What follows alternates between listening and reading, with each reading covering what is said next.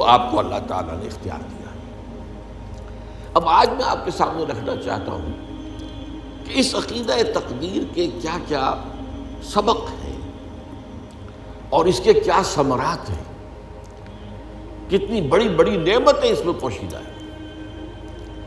دیکھیے وہی لفظ کتاب آیا سورہ حدید میں، ما اصاب من مصیبت فی الارض ولا فی انفسکم الا فی کتاب من قبل ان نبرأہا۔ نہیں پڑتی تم پر کوئی پڑھنے والی۔ مصیبت کا لفظ ہم عام طور پر اردو میں بولتے ہیں کسی تکلیف دہ شے کے لیے، کوئی واقعہ ایسا جو ہمیں ناگوار نہیں ہے، وہ تکلیف ہے۔ لیکن اصابہ یصیبوں میں اصل اعتبار سے جو بھی کچھ آتا ہے اللہ کی طرف سے آتا ہے۔ فراخی آئی ہے تو اللہ کی طرف سے ہے، تنگی آئی ہے تو اللہ کی طرف سے۔ لیکن جو شے بھی واقع ہوتی ہے تم پر، ما اصاب من مصیبت فی الارض ولا فی انفسکم، وہ مصیبت جو ہے وہ ایک بڑے وسیع پیمانے پر زمین میں کوئی بڑا سیلاب آ گیا ہو یا کوئی بڑا زلزلہ آ گیا ہو، زمین دھنس گئی ہو گئی، بہرحال تو کوئی زمین کے اندر کوئی ایسی تکلیف آ جائے یا تمہاری اپنی جان میں کوئی بیماری لاحق ہو جائے، کوئی اور اس طرح کا حادثہ پیش آ جائے، لیکن یہ کہ الا فی کتاب من قبل ان نبرأہا، یہ سب کچھ پہلے سے موجود ایک کتاب میں لکھا ہوا ہے، اس سے پہلے کہ ہم اسے ظاہر کریں۔ ان ذالک علی اللہ یسیر، یہ اللہ تعالیٰ پر بہت آسان ہے۔ تمہیں یہ عجیب لگتا ہے لیکن اللہ تعالیٰ کا علم قدیم ہے۔ اس علم قدیم کے حوالے سے ظاہر بات ہے کہ اگر اس پر تمہارا ایمان اور یقین ہے تو وہ علم قدیم جو ہے اس کے اعتبار سے، اللہ کے علم قدیم کے اعتبار سے، اس میں تمہیں کوئی شے جو ہے عجیب محسوس نہیں ہونی چاہیے۔ اب اس کا جو نتیجہ نکلتا ہے دیکھیے، لِكَيْ لَا تَأْسَوْا عَلَىٰ مَا فَاتَكُمْ وَلَا تَفْرَحُوا بِمَا آتَاكُمْ، تاکہ تم رنج اور غم نہ کیا کرو اس چیز پر جو تمہارے ہاتھ سے جاتی رہے، اور اترایا نہ کرو اس چیز پر جو اللہ تمہیں دے دے۔ یہ ہے انسان کا معاملہ۔ تکلیف آئی، کوئی مصیبت آ گئی تو مایوس ہو گیا، بددل ہو گیا، افسردہ ہو گیا، فرسٹریشن ہو گئی، اس سے بھی آگے جھنجھلاہٹ ہوئی، کیوں ہوا، کیسے ہوا، نہیں ہونا چاہیے تھا۔ یہ ساری کیفیتیں جو ہے رنج و غم اور محن، اور اسی طریقے سے جھنجھلاہٹ۔ اب فرض کیجئے کہ آپ پر کوئی جو تکلیف ہے کسی دوسرے شخص کے ذریعے سے آئی، کسی نے آپ کو تکلیف پہنچی، اب اس پر جو غصہ آئے گا، جو انتقامی کیفیات پیدا ہوں، یہ سب کی سب ختم ہو جاتی ہے جب یہ بات سامنے آئے کہ یہ تو اللہ کی طرف سے تھا، آنا ہی تھا۔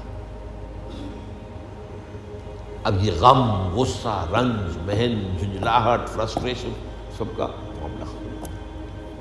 یہ جو ہماری ذہنی بیماریاں ہیں اس دور کے اندر جو سب سے زیادہ عام ہو چکی ہیں، خاص طور پر کھاتے پیتے لوگ جو ہیں، مترفین جو ہے ان کے اندر، اس میں اصل دخل تو اسی کو ہوتا ہے۔ فرسٹریشن ہو رہی ہے، غصہ آ رہا۔ اب دیکھیے اگر یہ یقین ہو، اس کا یہ مطلب نہیں ہے کہ اگر کسی نے آپ پر زیادتی کی ہے تو آپ بدلہ نہ لیں، یہ دوسری بات ہے۔ یہ تو اصل میں اس دنیا کا نظام کو قائم رکھنے کا ایک ذریعہ ہے۔ کسی نے آپ پر زیادتی کی، اب اگر آپ انتقام لینے پر قادر ہیں تو آپ کے سامنے دو راستے کھلے ہیں۔ اگر قادر ہیں، اگر قادر ہی نہیں ہے تو کیا کریں گے؟ کچھ بھی نہیں۔ اگر قادر نہیں ہے تو پھر تو قہر درویش بن جانے درویش، مشہور مقولہ ہے۔ اندر ہی اندر آپ غم اور کریں گے، صدمہ ہوگا، رنج ہوگا، وہ جو بھی کچھ ہوگا جو میں نے بیان کیا، لیکن کر تو کچھ نہیں سکتے۔ لیکن اگر آپ انتقام پر قادر ہیں تو اب دو راستے کھلے، آپشنز ہیں۔ چاہیں تو آپ اسے معاف کر دیں اور چاہیں تو آپ اس سے بدلہ لے لیں۔ اور دیکھیے قرآن اتنی فطرت انسانی سے قریب تر اور اتنی متوازن کتاب ہے، ان دونوں کا جواز موجود ہے، بلکہ دونوں کی اپنی اپنی جگہ حکمت ہے۔ ان تعفوا وتصفحوا وتغفروا، اگر تم معاف کر دو، بخش دو، درگزر سے کام لو، تو ایک مقام پر آیا ہے تو یہ تمہارے لیے ذالک خیر لکم، وہ تمہارے لیے بہتر ہے۔ اس سے روحانی ترقی ہوگی کہ آپ کوئی انتقام لے سکتے تھے، آپ نے نہیں لیا، معاف کر دیا، روحانی ترقی۔ لیکن دوسری طرف اس میں ایک اندیشہ ہے کہ اس کو کچھ اور شرارت کرنے کی ہمت اس کی بندھے گی۔ ایک شخص نے آج آپ کو تھپڑ مارا ہے، جوابی تھپڑ رسید ہو گیا ہے، تو آگے کے لیے ہوش ہو جائے گی، اور نہیں تو پھر ہو سکتا ہے کل کسی اور کو مارے۔ تو یہ قصاص جو ہے، وَلَكُمْ فِي الْقِصَاصِ حَيَاتٌ يَا أُولِي الْأَلْبَابِ، قصاص میں تمہارے لیے زندگی ہے، اس لیے کہ نظام جو ہے دنیا کا وہ قصاص کے بغیر نہیں چلے گا۔ اس قصاصی کا ایک نظام جو ہے نا، جو ہم نے قائم کیا اپنے طور پر، یہ پولیس کس لیے ہے اور جیلیں کس لیے ہیں اور پھانسی کے تختے کس لیے ہیں، یہ سب اسی لیے تو ہے کہ اگر یہ نہ ہو تو جو بدمعاش اور شریر اور غنڈے ہیں، ہم ان کی تو گویا کہ اب یہ دوسری بات ہے کہ ہمارے ہاں کرپشن کی وجہ سے یہ چیزیں اتنی مؤثر نہیں رہی ہیں، لیکن بہرحال نظام تو اسی لیے بنایا گیا نا، ہر دنیا کی ہر جگہ پر یہ نظام موجود ہے۔ تو قصاص اور انتقام دونوں چیزیں جو ہے آپ کے لیے آپشن ہے، لیکن یہ ہے کہ اتنا غصہ اس شخص پر نہیں آئے گا جس نے یہ کام کیا ہے آپ کے سے۔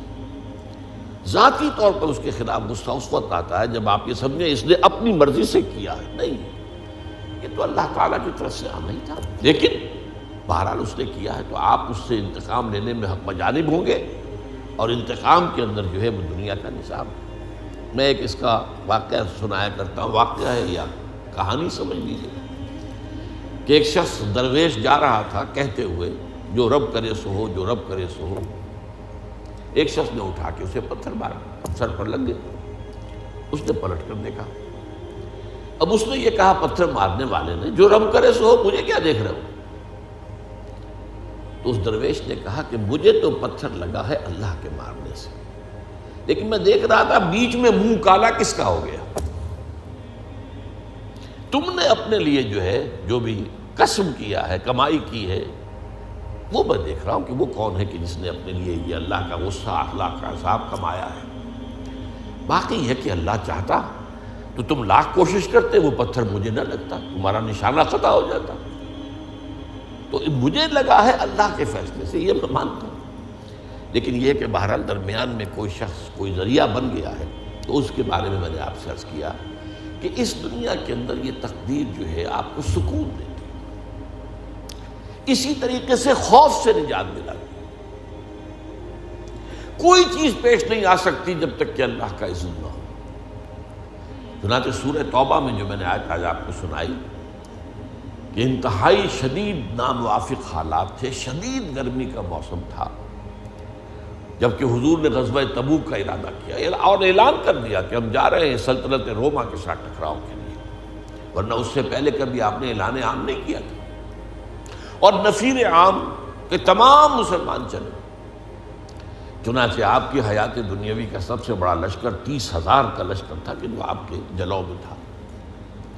صورت کیا تھی کہ قحط کا عالم تھا، اب کھجور کی فصل تیار تھی، اور اگر سب لوگ چلے جائیں تو اتارے گا کون فصل، اور فصل تو خراب ہو جائے گی، درختوں کے اوپر گل سڑ جائے گی۔ ظاہر بات ہے کہ یہ عورتوں کے کرنے کا کام تو نہیں، کھجور کے اوپر سے درخت کے اوپر چڑھ کر فصل اتارنا آسان کام تو نہیں۔ ان حالات میں شدید ترین امتحان ہو گیا صحابہ، اور منافقین نے یہ کہا ہوش کے ناخن لو، کیا ہو گیا تمہیں، اس گرمی میں جا رہے ہو، اور ہرقل اعظم شہنشاہ روم سے ٹکرانے جا رہے ہو، تمہارا دماغ خراب ہو گیا اس گرمی میں، اور قحط کا عالم اور فصل تیار۔ تو اس کا جواب دلوایا، قل، اے مسلمانوں تم ان سے کہو، لن یصیبنا الا ما کتب اللہ لنا هو مولانا وعلی اللہ فلیتوکل المؤمنون، کہہ دو ہم پر کوئی شے واقع نہیں ہو سکتی مگر وہی جو ہمارے رب نے ہمارے لیے لکھ دی ہے، اور وہ ہمارا مولا ہے، وہ ہمارا دوست ہے، وہ ہمارا پشت پناہ ہے، وہ ہمارا ولی ہے، وہ جو کرے سر تسلیم خم ہے، جو مزاج یار میں آئے۔ نہ شبد نصیب دشمن کے شبد ہلاکت تیغت، سر دوستاں سلامت نے تو خنجر آزمائی۔ اللہ کی طرف سے جو آئے وہ ہمارے لیے، ہم اس کو، وہ خوش آئند ہے، چاہے ہمیں ناگوار محسوس ہو وقتی طور پر، جسمانی طور پر، مادی طور پر تکلیف تو ہو تکلیف، لیکن یہ کہ وہ اللہ تعالیٰ کی طرف سے ہے اور ہمارے لیے قابل قبول ہے۔ اسی کا نام ہے تسلیم و رضا، اللہ کی تقدیر پر راضی رہنا۔ کوئی شکوہ نہیں، اللہ سے بھی کوئی شکوہ نہیں اور کسی اور سے بھی شکوہ نہیں، نہ گلہ ہے دوستوں سے نہ شکایت زمانہ۔ ہاں جو کچھ آ رہا ہے وہ ہمارے رب کی طرف سے، البتہ جو بھی بیچ میں کوئی ذریعہ بن گیا ہے اس نے اپنے لیے جو بھی کمائی کرنی تھی کر لی، البتہ ہم اگر